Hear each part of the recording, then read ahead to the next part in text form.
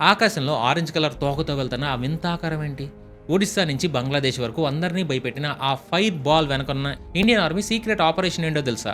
ఒకే దెబ్బకి 10 పెట్లు అంటారు కదా! మన ఇండియా ఇప్పుడు ఒకే మిసైల్‌తో ఎన్నో దేశాలను వణికించే టెక్నాలజీని టెస్ట్ చేసింది. మే 8వ తారీఖు సాయంత్రం ఒడిస్సా స్కైలో ఒక వింతైన ఆకారం కనిపించింది. ఒక పెద్ద ఆరెంజ్ కలర్ టెయిల్‌తో ఏదో ఆకాశాన్ని చీల్చుకుంటా పైకెళ్తున్నట్టు కనిపించింది.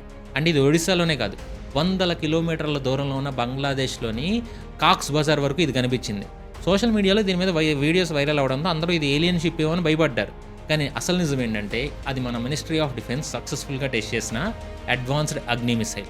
ఈ మిసైల్‌లో ఉన్న స్పెషాలిటీ ఏంటంటే దీనికి ఎంఐఆర్‌వి క్యాపబిలిటీ ఉంది. ఎంఐఆర్‌వి అంటే multiple independently targetable re entry vehicle. నార్మల్‌గా ఒక మిసైల్‌కి ఒకే వార్ హెడ్ ఉంటది. అది వెళ్లి ఒకే టార్గెట్‌ని కొట్టుద్ది. కానీ ఈ ఎంఐఆర్‌వి టెక్నాలజీ వల్ల ఒకే మిసైల్ లోపల చాలా వార్ హెడ్స్ ఉంటాయి. ఇవి గాల్లోకెళ్ళాక విడిపోయి వేర్వేరే డైరెక్షన్స్‌లో ఉన్న వేర్వేరే టార్గెట్స్‌ని ఒకేసారి బ్లాస్ట్ చేస్తాయి. దీనివల్ల ఎనిమికి సంబంధించిన మిసైల్ డిఫెన్స్ సిస్టమ్స్ కన్‌ఫ్యూజ్ అయ్యి దాన్ని ఆపడం దాదాపు ఇంపాసిబుల్ అయిపోద్ది.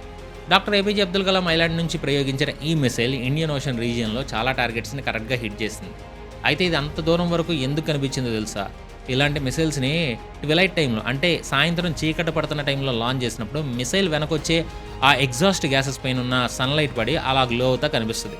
సో, ఈ ఎక్స్‌పెరిమెంట్ కోసం బంగాళాఖాతంలో ఏకంగా 3500 కిలోమీటర్ల ఎక్స్‌క్లూజివ్ జోన్‌ని క్రియేట్ చేశారంటే దీని రేంజ్ ఎంత పెద్దదో అర్థం చేసుకోవచ్చు. అండ్ ఈ ఎక్స్‌పెరిమెంట్‌తో ఎంఐఆర్‌వి టెక్నాలజీ ఉన్న అతి కొద్ది దేశాల లిస్ట్‌లో మన ఇండియా కూడా చేరిపోయింది. అండ్ ఈ సక్సెస్‌ని చూసి మన defence minister Rajnath Singh, DRDO ఇంకా ఇండియన్ ఆర్మీకి కంగ్రాట్స్ చెప్పారు. Hey intelligent minds, please do like and subscribe.